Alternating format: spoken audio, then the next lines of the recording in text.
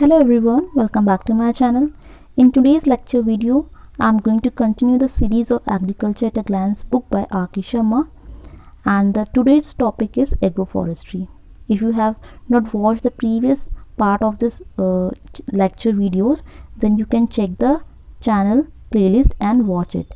All the video lectures are arranged in a systematic order. You can watch it here. So in today's lecture, we are discussing agroforestry. So before starting, make sure you have subscribed this channel by pressing the bell icon.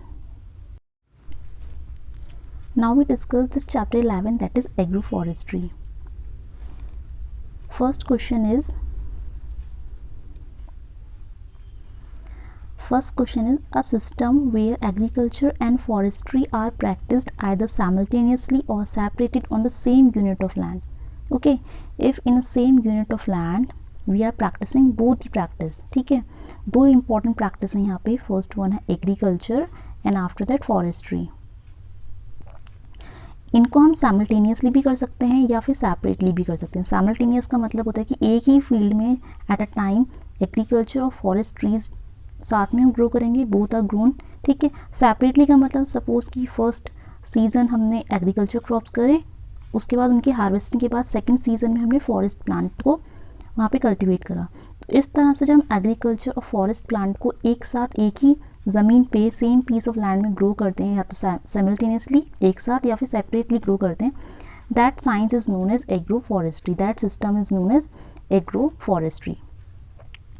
Agro forestry में हम आगे और detail पढ़ें, इससे पहले मैं आपको बता दूँ एग्रो फॉरेस्ट्री की कुछ इंपॉर्टेंट फैक्ट्स. सबसे पहले आपको यहाँ पे याद रखना है इनके फादर कौन है. फादर ऑफ एग्रो फॉरेस्ट्री कौन है, ये भी आपको पता होना चाहिए. फादर ऑफ एग्रो फॉरेस्ट्री किन्हें कहा जाता है, तो डॉक्टर नायर, डॉक्टर रामचंद्र, ऐसी कुछ नाम है इनका, डॉक्टर रामचंद्र नायर. ठीक है, तो आप नेयर याद रखो, NAIR, नेयर. ठीक है, तो डॉक्टर नेयर को हम क्या बोलते हैं, father of agro forestry. Next question है हमारा, agro forestry is a form of multiple cropping. Okay, next question, the area under forest land in India is. Okay, तो ये जो बुक है एग्रीकल्चर एट अ ग्लैंस की, बहुत इसका पुराना पब्लिकेशन है, तो ये जस्ट ईयर में पब्लिश हुई थी. उस टाइम पे इसका एरिया इतना था, लेकिन आज की डेट में अगर हम बात करें प्रेजेंट टाइम पे, करंट टाइम यानी 2023 का अगर लेटेस्ट डेटा की बात करें, तो करंट टाइम में जो फॉरेस्ट एरिया है हमारा इंडिया में, फॉरेस्ट एरिया जो हुआ है वो परसेंटेज वाइज इंक्रीज़ हुआ है 21.71% आई थिंक. ओके, 21.71% है. अगर हेक्टेयर में बात करें, इसका मिलियन हेक्टेयर तो मुझे एग्जैक्ट याद नहीं है, लेकिन परसेंटेज वाइज हमारा जो टोटल जियोग्राफिकल एरिया है उसका 21.71% हमारा टोटल फॉरेस्ट एरिया है. नेक्स्ट क्वेश्चन है, optimum area under forest required. तो फॉरेस्ट के लिए कितना एरिया होना चाहिए, at least 33% of total geographical area. Okay, किसी भी स्टेट की अगर हम बात करें या अपनी कंट्री की बात करें इंडिया में, तो हमारा टोटल जियोग्राफिकल एरिया है उसका 33% एरिया जो होना चाहिए फॉरेस्ट से कवर होना चाहिए. Next one, contribution of forest product in world GDP. तो अगेन ये 1% पहले का है, लेकिन आज करंट में अभी कितना है, ये लोग आप ये करंट वाला जो है आप मुझे कमेंट करके बताइएगा करंट में फॉरेस्ट प्रोडक्ट्स का GDP कंट्रीब्यूशन कितना है. ओके, नेक्स्ट क्वेश्चन है हमारा, Indian forest act came into existence. तो Indian forest act was come into existence in the year 1927. Next question है, फॉरेस्ट कंजर्वेशन एक्ट कब आया था. Forest conservation act was passed in the year 1980. ठीक है, तो इंडियन फॉरेस्ट एक्ट पहले आ चुका है, उसके बाद after that so many years in forest conservation act आया है. ओके, तो दोनों आपको याद रखने ईयर. इंडियन फॉरेस्ट एक्ट पहले आया है 1927, forest conservation act in the year 1980. Next question है, फॉरेस्ट स्कूल इस्टेब्लिश्ड एट. तो फॉरेस्ट स्कूल इस्टेब्लिश है देहरादून में. ठीक है, उत्तराखंड में है ये. इसकी अगर बात करें तो आज प्रेजेंट टाइम पे इसको फॉरेस्ट स्कूल की जगह हम FRI बोलते हैं, that is forest research institute FRI, जो कि देहरादून उत्तराखंड में है. नेक्स्ट क्वेश्चन है, द वन महोत्सव इन इंडिया ऑब्जर्व्ड ऑन. तो ये वन महोत्सव हम मनाते हैं, celebrate on 1 July. Next question, state having highest forest area in India. तो MP है, और प्रेजेंट अगर बात करें 2023 की, तो आज की डेट में भी जो हमारा सबसे ज़्यादा फॉरेस्ट एरिया होता है, हाईएस्ट फॉरेस्ट एरिया जो है वो मध्य प्रदेश का है। सबसे पहले रैंक में आता है Madhya Pradesh, followed by Arunachal Pradesh. Second है हमारा अरुणाचल प्रदेश। ठीक है, तो ये जो है मध्य प्रदेश, अरुणाचल प्रदेश, ये हैं according to highest forest area in India. भारत में सबसे ज़्यादा फॉरेस्ट एरिया में अगर पूछा जाएगा तो Madhya Pradesh, then followed by Arunachal प्रदेश। लेकिन अगर परसेंटेज इंक्रीज अगर पूछा जाए कि परसेंटेज वाइज सबसे ज़्यादा हाईएस्ट फॉरेस्ट एरिया कहाँ पर है, ठीक है, ये जो क्वेश्चन था ये तो आपसे पूछा गया फॉरेस्ट एरिया के हिसाब से। फॉरेस्ट एरिया के हिसाब से अगर पूछा जाएगा तो answer will be Madhya Pradesh largest है, आफ्टर दैट अरुणाचल प्रदेश। लेकिन परसेंटेज वाइज अगर पूछा जाता है कि परसेंटेज वाइज सबसे ज़्यादा फॉरेस्ट कवर किसका है, तो वो है मिज़ोरम।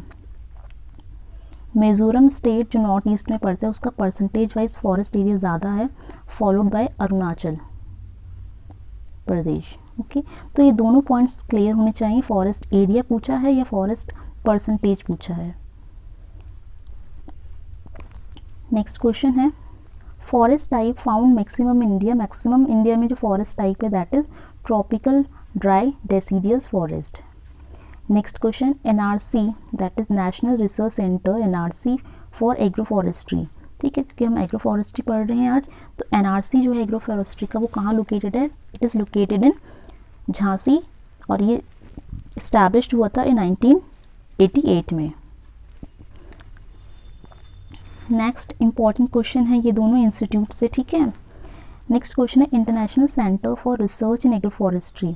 तो एग्रो फॉरेस्ट्री का जो इंटरनेशनल सेंटर है रिसर्च का वो कहाँ लोकेटेड है, that is located in Nairobi, Kenya. ठीक है, अगर इंडिया में पूछा जाए कि इंडिया में एनआरसी कहाँ है तो आपका आंसर होगा झांसी, और अगर इंटरनेशनल सेंटर पूछा जाए एग्रो फॉरेस्ट्री का that is in Nairobi, Kenya. Next question है the most important agro forestry practice is.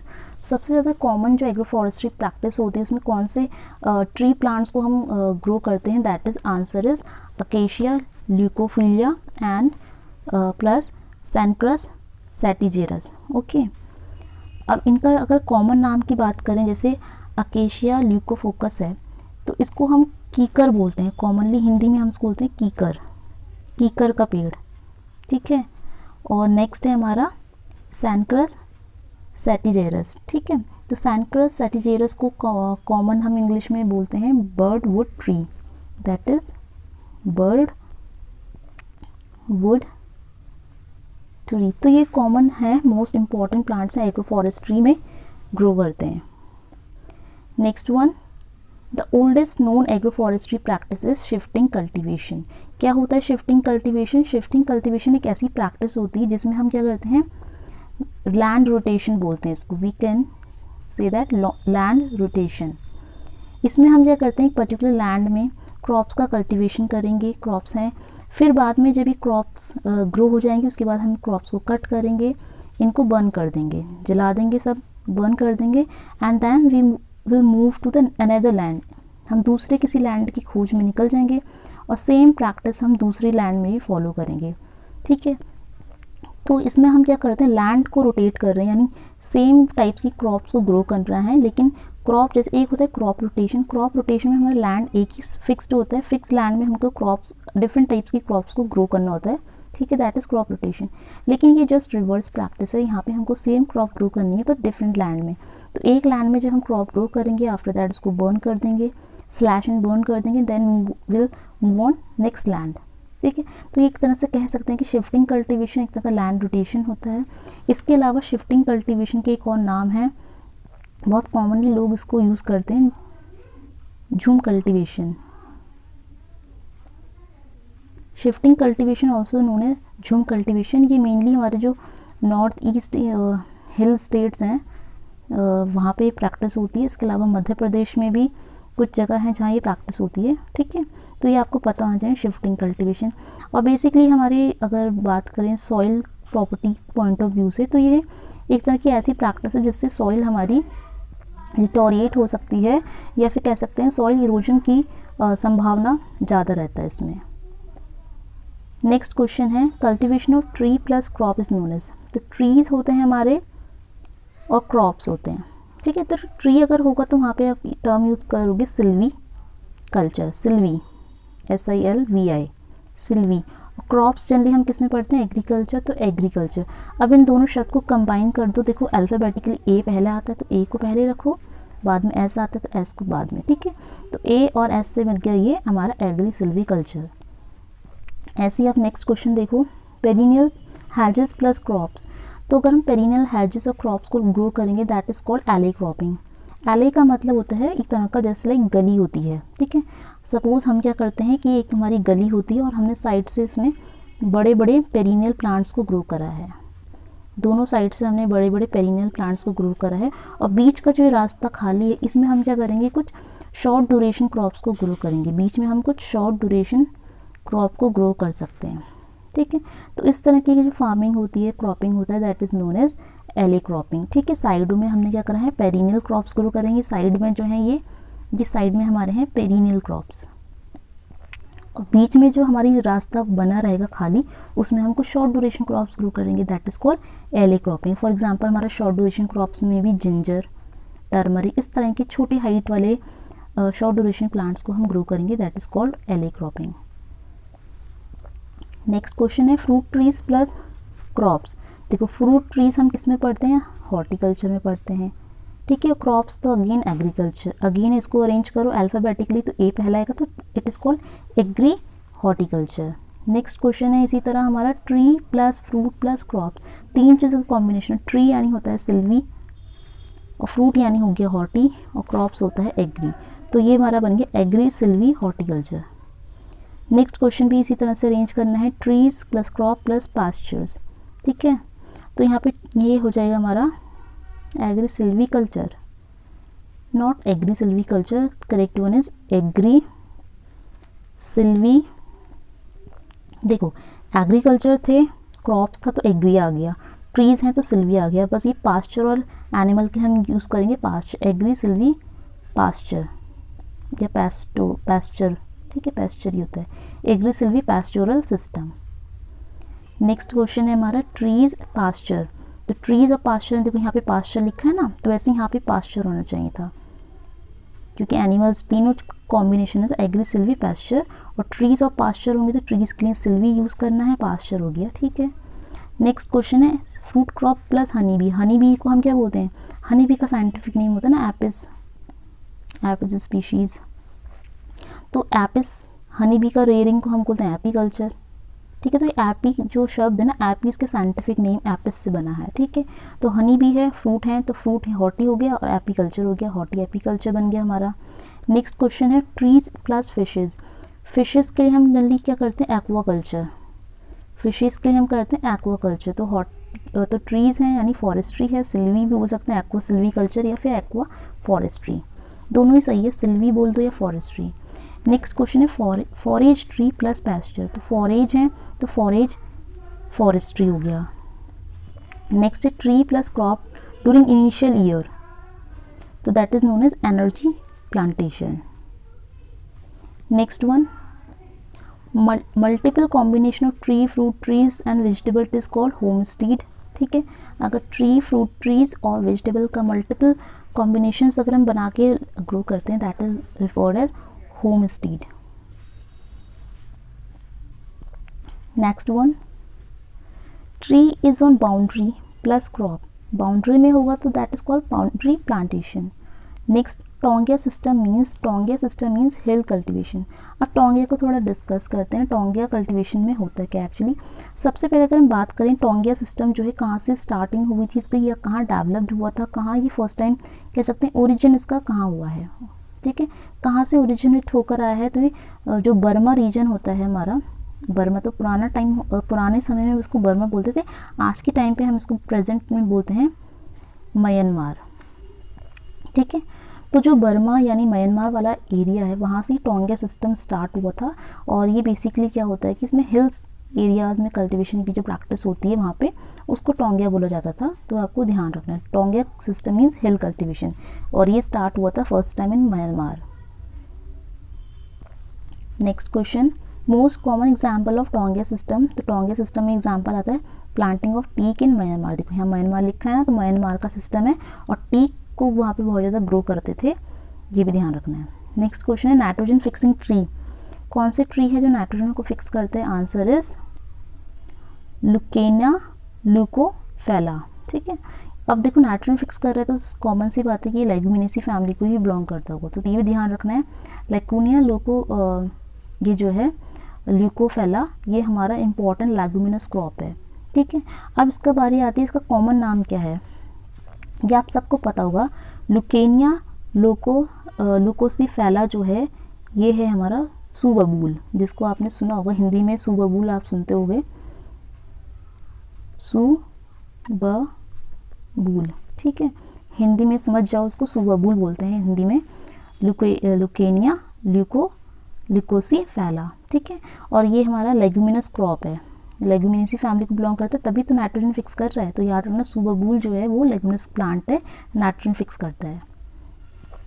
Next question है non leguminous nitrogen fixing tree.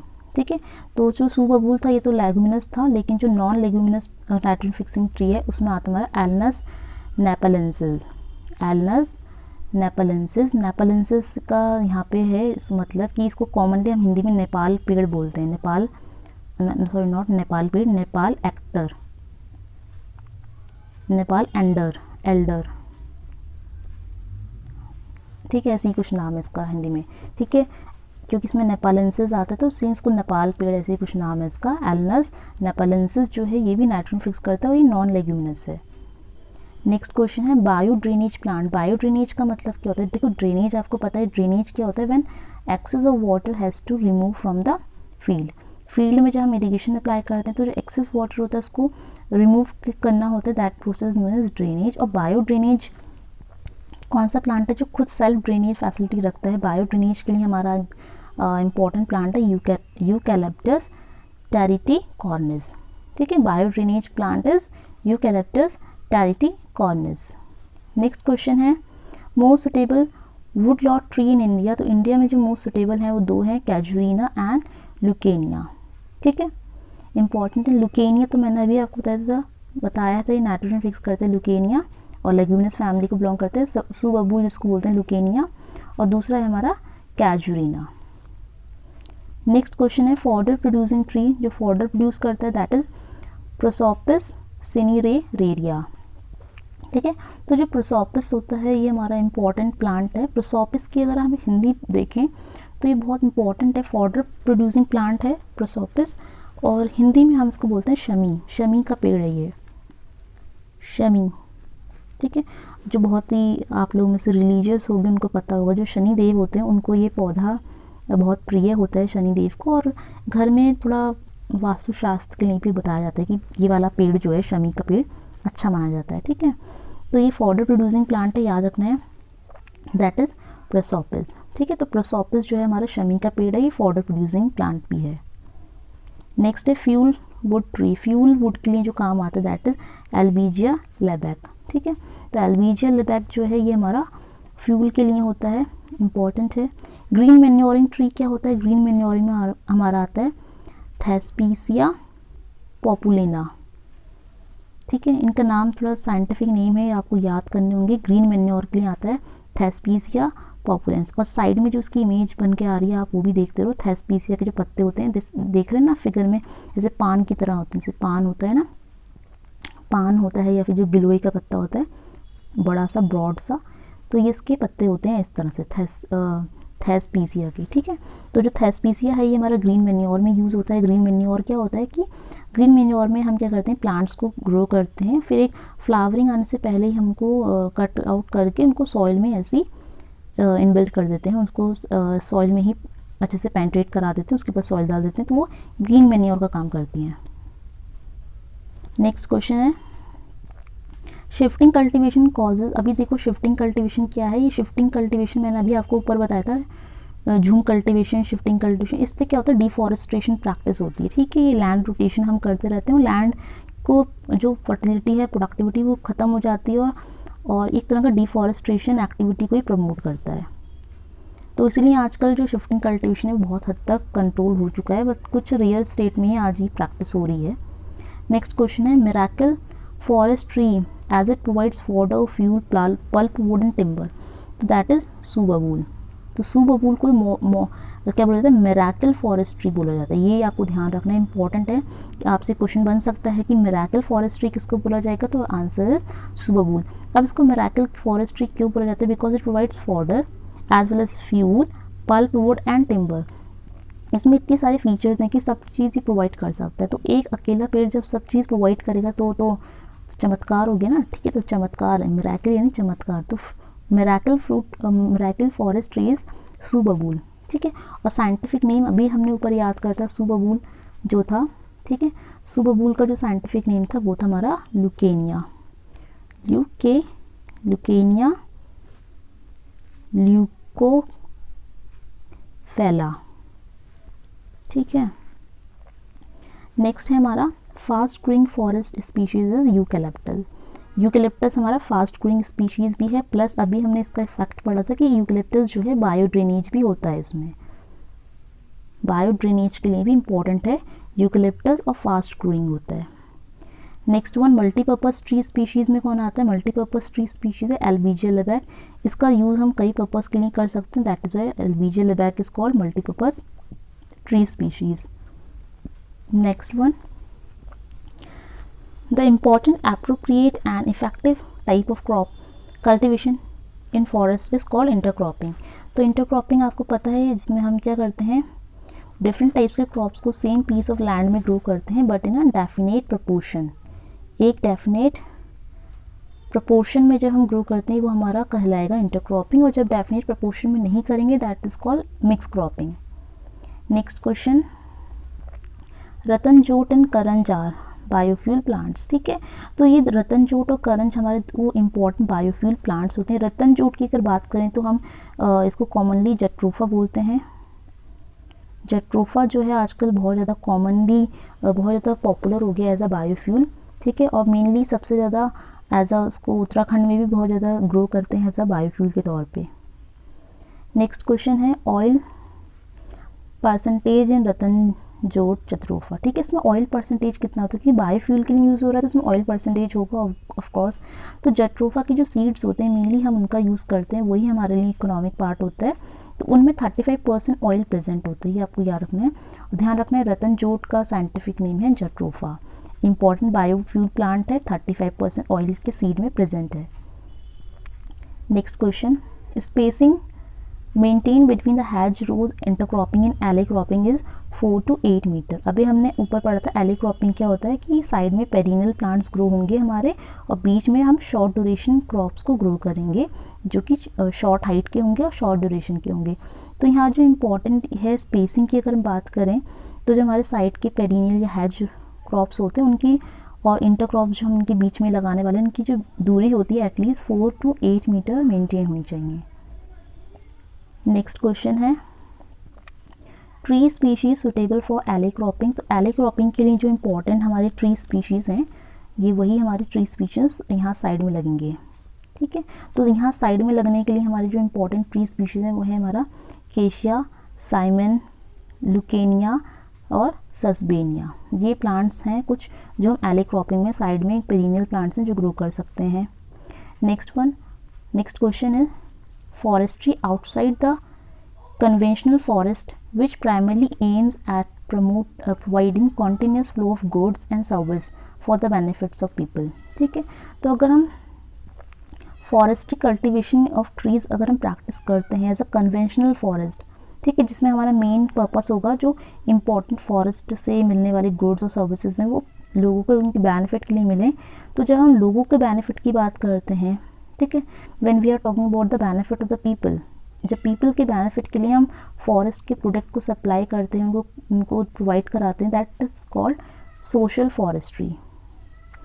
Next question, a forest system which promotes commercial tree growing by farmer on their own land, it is called farm forestry. जब farmers अपने खुद की own land में forest trees का plantation करते हैं, cultivate करते हैं उनको कॉमर्शियल लेवल पे, that is called farm forestry. Next question, pollarding is done at, ठीक है। पोलार्डिंग में क्या होता है जब हम ट्री को कट करते हैं पर्टिकुलर हाइट तक, दैट इज कॉल्ड पोलार्डिंग, ठीक है। वो हमारी जो पोलार्डिंग होती है कब होती है 2 मीटर हाइट फ्रॉम ग्राउंड, ठीक है, ज़मीन से 2 मीटर अबव जाके हम प्लांट्स को जब कट करते हैं that is called pollarding. Next question, a belt of trees और shrub maintain for the purpose of shelter from wind sun snow drift is called shelter belt. ठीक है, तो शेल्टर बेल्ट्स में याद रखना, शेल्टर बेल्ट्स में हम ट्रीज़ को, श्रब्स को ही प्लांट करते हैं। ठीक है, तो शेल्टर बेल्ट एक तरह से कह सकते हैं विंड से हमको प्रोटेक्ट करेगा, प्लस ये हमारा नेचुरल होता है। नेचुरल इन द सेंस ये मेनली इसमें हम क्या करते हैं, ट्रीज़ को ग्रो करते हैं, श्रब्स को ग्रो करते हैं। ठीक है, now what is the purpose of planting the trees. तो जब भी हम किसी फील्ड के अराउंड ट्रीज़ प्लांट करते हैं, so in order to protect our main crop. ठीक है, हमारे फील्ड के अंदर जो मेन क्रॉप है उसको प्रोटेक्ट करना है। किससे प्रोटेक्ट करना है, हैवी विंड्स। ठीक है, जो हाई वेलोसिटी की विंड्स आती हैं उनसे अगर हमें प्रोटेक्ट करना है। ठीक है, इस तरह की प्रॉब्लम हो, या फिर ड्रिफ्ट से प्रोटेक्ट करना है। ड्रिफ्ट क्या हो जाती है, जैसे फर्टिलाइज़र अप्लाई करते हुए, वीडिसाइड अप्लाई करते हुए ड्रिफ्ट की प्रॉब्लम होती है। उन सब से अगर हम प्रोटेक्ट करना चाहते हैं तो हम बाउंड्री में इस तरह से पेड़ को लगा देते हैं, that is called shelter belt. Next question है विंड ब्रेक क्या होता है। तो विंड ब्रेक क्या होता है, protective plantation in a certain area against strong wind. It is comprised of few rows of trees और श्रब्स। तो ये हमारा विंड ब्रेक कहलाता है। इसके अलावा जो विंड ब्रेक्स होते हैं, it may be any structure, कोई भी स्ट्रक्चर अगर हम विंड से प्रोटेक्ट करने के लिए बना रहे हैं, that is called wind break. और अगर वो स्ट्रक्चर में हमने प्लांट्स को ग्रो करा है, स्पेसिफिकली प्लांट्स हैं हमारे, ट्री श्रब्स, तो हमारा शेल्टर बेल्ट कहलाएगा। विंड ब्रेक भी कह सकते हैं। तो विंड ब्रेक और शेल्टर ब्रेक्स ऑलमोस्ट सिमिलर होते हैं, बट मेन होता है अगर हम प्लांट्स ग्रो करते हैं तो हमारा शेल्टर बेल्ट कहलाता है। शेल्टर इसलिए क्योंकि पेड़ है ना, और आपको पता है चिड़िया आएगी पेड़ में बैठेगी, तो चिड़िया जो होती हैं हमारी, जो बर्ड्स होते हैं, उनके लिए तो वो शेल्टर का काम करते हैं। इसलिए हम प्लांट्स जब ग्रो करते हैं तो शेल्टर बेल्ट कहलाएगा। लेकिन अगर कोई भी स्ट्रक्चर ऐसा बना रहे हैं हम आर्टिफिशियली या फिर कुछ भी तरीके से जो विंड को प्रोटेक्ट कर सकते हैं, that is called wind break. Next question है, raising of forest on public और community land is called community forestry. Next, the ratio height width length in shelter belt. तो शेल्टर बेल्ट में जो ratio रहता है, दैट इज़ 1:25:10 मीटर, यानी height 1 metre approx ratio में रहनी चाहिए, विड्थ का 25 पार्ट्स और लेंथ का 10। तो ये रेशियो है 1:25:10। Next question, a process in which the branches of plants are cut off in order to produce a flush of new shoots. ठीक है, जब प्लांट्स को, उसको बोलते हैं पोलार्डिंग। अभी हमने ऊपर पढ़ा था कि अबाउट 20 मीटर अबव ना, ठीक है, ऊपर हमने देखा था 20 मीटर अबव हम क्या, सॉरी 20 नहीं 2 मीटर्स, ठीक है, 2 मीटर अबव द ग्राउंड। ठीक है, तो प्लांट्स को जब हम 2 मीटर ग्राउंड लेवल से जब 2 मीटर ऊपर जाके हम किसी प्लांट की को कट कर देते हैं, स्पेशली जब हम करते हैं जब हमको न्यू फ्लैशेस चाहिए होता है कि नए नए शूट्स ग्रो हों, तब हम करते हैं that activity, that process is called pollarding, जो कि ग्राउंड लेवल से 2 मीटर अबव होता है। Next question is the main stem of the tree is called. तो ट्री का जो मेन स्टेम होता है दैट इज नोन एज बोल। Next question, full form of ICARF, ये भी हमने ऊपर ही पढ़ा था, international centre for research in agro forestry, जो कि लोकेटेड है नायरोबी केनिया में। ठीक है, और जो अगर NRC पूछा जाए, NRC of agro forestry India में कहाँ पर है, तो ये हमारा झांसी में है, MP। ठीक है, तो ये कुछ इंपॉर्टेंट क्वेश्चन थे जो हमने आज कवर कर हैं एग्रो फॉरेस्ट्री से रिलेटेड। इसके अलावा एक क्वेश्चन जो मैंने आपको बताया था, फादर ऑफ एग्रो फॉरेस्ट्री कौन है, वो यहाँ पे क्वेश्चन दिया नहीं है, बट क्वेश्चन बन सकता है कि फादर ऑफ एग्रो फॉरेस्ट्री कौन है, फादर ऑफ एग्रो फॉरेस्ट्री कौन है। तो अभी मैंने आपको बताया था डॉक्टर नायर जो है फादर ऑफ एग्रो फॉरेस्ट्री हैं, doctor Nair is known as father of agro forestry. Okay, तो ये हमारे एग्रो फॉरेस्ट्री का जो क्वेश्चन थे वो कंप्लीट हो गए। नेक्स्ट जो वीडियो रहेगा वो रहेगा हमारा एनवायरनमेंट साइंस एंड इकोलॉजी पे। ठीक है, तो वीडियो अगर अच्छा लग रहा है तो वीडियो को लाइक करके ज़रूर जाएं, और चैनल पे नए हैं सब्सक्राइब करें। Thank you everyone for watching this video.